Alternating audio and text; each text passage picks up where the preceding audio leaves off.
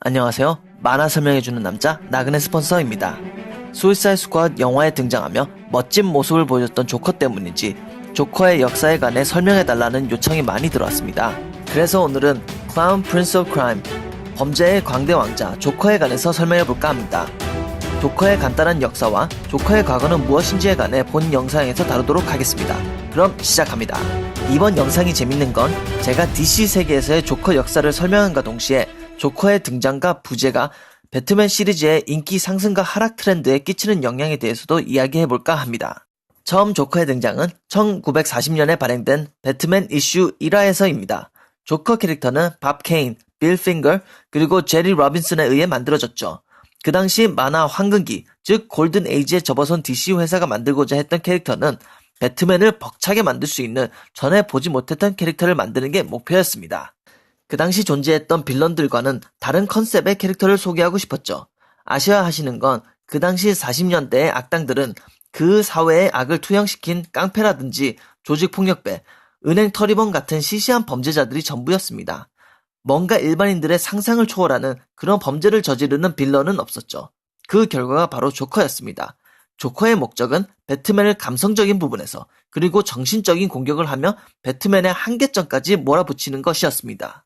그래서 배트맨 이슈 1화에 데뷔한 조커의 모습에서 창작자의 의도를 찾아볼 수 있었습니다. 시작은 라디오에서 어떤 남자가 메시지를 전달합니다. 바로 자정에 고담시의 시장인 헨리 클레르지를 사살하겠다는 내용입니다. 경찰서장은 이 협박을 진지하게 받아들이고 시장을 보호합니다. 시간이 흘러 시간은 자정이 되고 시장을 보호하는 경찰관들의 눈앞에서 시장은 사망합니다. 여기서 특이한 건 시장이 죽으면서 환하게 웃음을 지었다는 사실입니다. 경찰은 범죄 현장을 격리하고 조사를 시작합니다. 어떤 일이 어떻게 벌어졌는지 보고도 믿지 못할 사건에 대한 단서를 찾고자 여기저기 살펴보던 도중 시장의 금고를 찾게 되고 그 안에 다이아몬드를 발견합니다. 하지만 그 다이아몬드는 가짜이며 진품은 이미 누군가가 훔쳐가 바꿔치기 한 것이었습니다. 그리고 그 다이아몬드 밑에 남겨져 있는 조커 카드를 찾습니다. 우리는 이 범죄가 조커의 소행이라는 것을 알게 되죠. 다음은 조커 자신이 등장합니다. 조커는 자신의 행동과 훔칠 물건들의 아름다움에 이야기하며 어떻게 시장을 살해할 수 있었는지 독백합니다. 조커는 시장의 죽음을 암시한 방송을 내보내기 전 시장이 죽기 24시간 전에 독약물을 투여하여 독의 효과가 발휘되기까지 24시간이 걸리며 딱 자정에 시장은 사망합니다. 조커는 시장에게 독약을 투여하고 다이아몬드를 24시간 전에 훔친 후 방송을 내보내 시장이 사망할 당시 그와 함께 있던 사람들은 미신이나 저주 같은 불길한 생각을 하게 만들어 공포를 마음속에 심어놓죠. 다음 조커가 제이 와이어라는 사람을 죽이겠다 선포합니다. 여기서 조커는 다른 사람을 죽일 때마다 다른 방법을 구사해내어 일을 행합니다. 제이 와이어의 사망을 예고하는 방송이 내보내질 때쯤 조커는 제이 와이어 집의 중세시대 갑옷 안에 숨어 있습니다. 당연히 방송을 들은 경찰은 제이 와이어와 그의 루비를 보호하기 위해 출동하고 그들을 맞이할 준비를 한 조커는 수면가스를 방출해 모두를 잠들게 합니다. 조커는 유유히 갑옷에서 나와 제이 와이어를 사살하고 루비를 훔쳐 달아납니다. 세 번째 조커가 목숨을 위협하는 건 제이크라는 판사입니다. 조커는 경찰서장처럼 위장하여 판사의 거주지에 침입합니다. 판사는 조커가 경찰서장이 아니라는 걸 깨닫지만 때는 이미 늦어 조커의 예언대로 판사는 살해당합니다.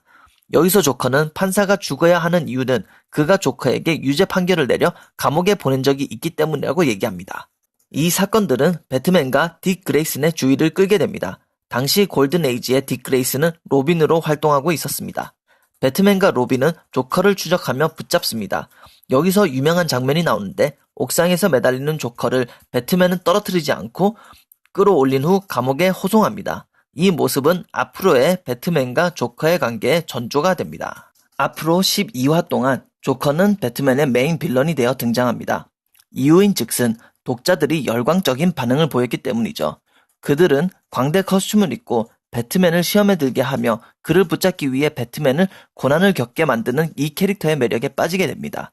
또한 이 당시 골든 에이지의 슈퍼히어로 캐릭터들은 각자의 빌런, 즉 네메시스가 있었습니다. 배트맨에게 조커라는 짝을 이어줌으로써 배트맨을 한 단계 상승시키며 럭비공같이 어디로 튈지 모르는 조커는 팬들을 집중하게 만들었죠. DC는 배트맨 시리즈로 대박을 치게 됩니다. 조커의 등장으로 모든 연령대의 독자들을 만족시키는 시리즈가 탄생하죠. 로빈인 딕 그레이스는 어린 독자들의 사랑을, 초능력이 판을 치는 다른 만화 시리즈와는 다른 뭔가 색다른 것을 찾던 독자들은 조커의 팬이 되게 되죠.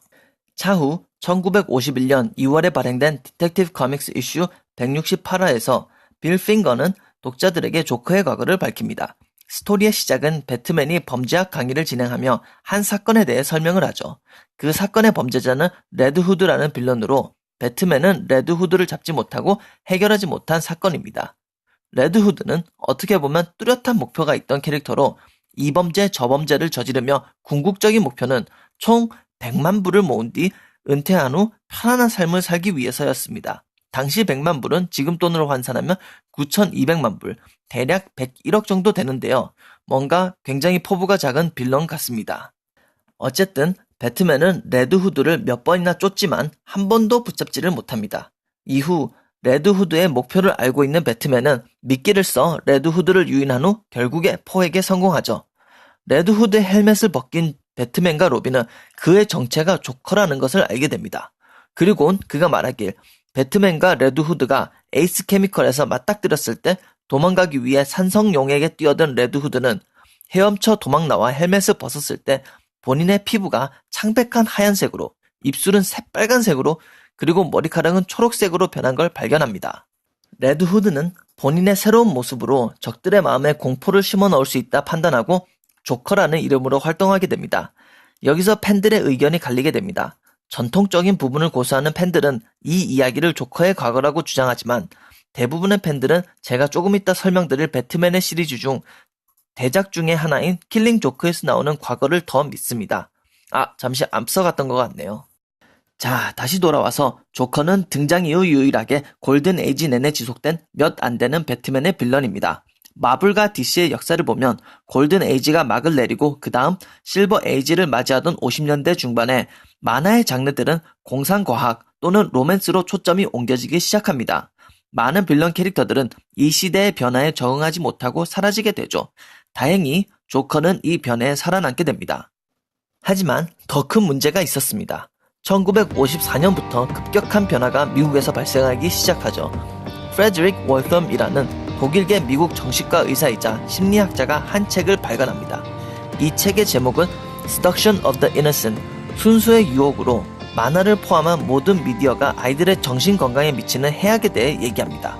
그는 만화의 폭력적인 장면에 노출된 아이들은 전과 다르게 이런 것들에 커다란 영향을 받는다 주장합니다. 그리고 그 영향은 동성애와 같은 부정적인 행동으로 이어진다고 말하죠. 지금은 우리가 이런 것들이 아무런 근거 없는 주장이며 헛소리라는 걸 알지만 당시의 모든 학부모의 내리에는 커다랗게 자리 잡습니다. 이 책의 출간 후 만화 시장의 근본적인 부분부터 흔들어버릴 엄청난 곳이 1954년 9월에 설립됩니다. 그곳은 다름 아닌 Comics Code Authority, 줄여서 CCA라는 곳이며 만화에서 나오는 과도한 폭력, 경찰이나 국가기관 종사자들을 무시하는 표현 등을 금지시켰으며 악당은 반드시 저지른 범행에 대한 처벌을 받아야 한다고 판결합니다. 폭력적, 선정적, 반정부적이라는 이유로 수많은 만화 잡지들이 폐간됩니다. 만화는 사회의 해악으로 간주되었고 판매량은 급속하게 떨어졌으며 이로써 골든 에이지 시대도 막을 내립니다. 그 영향 때문에 우리가 알던 사악하고 잔인한 조커는 사라지고 우스꽝스러운 유치한 캐릭터로 등장합니다. 이 변화는 1964년에 더욱 나쁜 쪽으로 나아가게 됩니다. 제가 1964년을 꼬집어 얘기하는 이유는 그의 줄리어스 슈월츠가 DC의 편집국장으로 취임하고 그는 조커라는 캐릭터를 매우 싫어했습니다. 이유는 아직도 알 수 없지만 편집국장이 싫어하는 이상 그동안 조커가 가지고 있던 자그마한 존재도 완전히 사라져 그 존재는 찾아볼 수 없게 되죠. 제가 초반에 말씀드린 것처럼 조커의 등장과 부재가 배트맨 시리즈의 인기 상승과 하락에 끼치는 영향을 여기서 볼 수 있습니다. 조커가 처음 데뷔했을 때 딕 그레이슨인 로빈이 첫 등장한 시기와 맞물려 성공의 요인이 누구 때문인지 알기가 쉽지 않았습니다. 하지만 조커가 본인의 미치광이 모습을 버리고 이빨 빠진 호랑이 마냥 우스꽝스러운 모습만 보일 때 배트맨 만화의 판매는 부진하기 시작합니다. 누구 덕분에 배트맨 시리즈가 사랑을 받았는지 확실히 증명되는 계기가 됐죠. 하지만 증명된 사실조차 편집장의 마음을 돌리기에는 역부족이었습니다. 사람들의 기억 속에 잊혀질 뻔한 조커는 배트맨 TV 시리즈에서 시저 로메로가 연기하면서 생명을 이어갑니다. 그렇게 시간이 흘러 1973년 데니스 오니얼과 닐 애덤스에게 막중한 임무가 맡겨집니다. 그것은 조커를 다시 살리는 작업이죠. 그리고 그들이 가장 먼저 한 일은 DC의 기록 보관소에 방문해 조커라는 캐릭터의 모습을 첫 등장부터 찬찬히 조사하게 됩니다. 빌 핑거와 밥 케인의 교활한 조커, CCA 시대의 유치하고 우스꽝스러운 조커를 보면서 서로의 장점을 합쳐 조커의 캐릭터를 구상합니다. 그렇게 1973년 9월 배트맨 이슈 251화에 조커는 컴백하며 유머러스하고 우스꽝스러우면서도 어디로 튈지 모르는 굉장히 위험한 캐릭터로 등장합니다. 새로 등장한 조커는 팬들의 마음을 취향 저격하며 골든 에이지 때의 영광을 되찾습니다. 어쩌면 그 당시 이상의 인기를 얻은 것일지도 모릅니다. 잔인하면서 교활한 범행을 저지른과 동시에 우스꽝스러운 행동으로 웃음을 자아내는 조커는 팬들의 열광을 한몸에 받으며 화려하게 컴백을 하죠. 거기다 이미 사랑받고 있던 닐 애덤스와 데니스 오니얼의 조커에 1976년 스티브 잉글하트가 조커 캐릭터의 작가가 되면서 조커를 한 단계 상승시킵니다. 그가 한 업적은 디텍티브 코믹스 이슈 471화에서 476화 사이에 거의 완벽하게 진화된 조커의 컨셉을 선보이면서 차후에 등장하는 모든 조커들의 기준점이 됩니다. 예상을 불가능하게 만드는 아이디어와 범죄를 저지르면서 475화의 배트맨은 조커에 미친 아이디어와 계획은 조커 자신 외에는 아무도 이해할 수 없다라고 말합니다. 이 말 한마디가 그 어떤 이야기보다 조커를 가장 잘 설명하는 문구가 되죠. 그중 가장 유명한 사건은 Laughing Fish, 즉 웃는 물고기 이야기입니다. 조커는 호숫가에 조커 독극물을 투여해 모든 생선들을 조커처럼 웃게 만들죠. 그리고 그것의 저작권을 신청해 돈을 벌려 합니다. 정말 어이가 없는 범죄이고 이 계획은 조커만이 이해하고 행할 수 있는 말도 안 되는 사건이었습니다. 그렇게 조커의 힘을 얻어 배트맨 판매는 상승하지만 1988년쯤 판매량은 어느 레벨을 유지하며 상승하지도 하락하지도 않는 상태에 이르게 됩니다. DC는 조커에게 새로운 활력을 불어넣어 다시 팬들로 하여금 관심을 갖게 하기 위해 고민에 빠집니다. 그리고 엄청난 대작이 탄생하게 되는데 그게 제가 여러 번 언급하고 매우 좋아라 하는 앨런 무어의 킬링 조크입니다. 킬링 조크를 통해 조커의 과거를 다시 알게 되며 팬들이 왜 그는 그렇게 행동하고 그렇게 되었는지를 말할 때 가장 많이 인용하게 되는 이야기가 됩니다.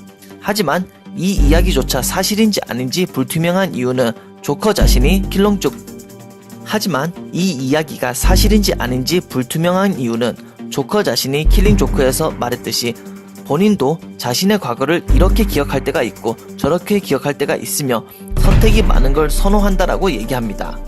그리고 DC는 킬링 조크의 성공에도 만족하지 않고 한 걸음 더 나아가 우리들에게 1988년 12월 발행되는 A Death in the Family를 선사합니다. 이 시리즈가 발행되면서 DC는 이제 우리가 웃긴 조커의 모습은 버리고 잔인하며 교활하고 악랄한 조커의 모습만 보여주겠다라고 선포합니다. A Death in the Family는 엄청난 시리즈이며 그 이야기는 슈퍼맨 대 배트맨 영화에서도 이스터 에그로 등장합니다. 제가 차후에 이 시리즈는 더 깊게 다루도록 하겠습니다. 이 시리즈 이후 조커는 굉장히 어둡고 잔인해지며 악랄한 모습만 보여줍니다. 그렇게 DC는 돌아설 수 없는 강을 건너게 돼버린 것이죠.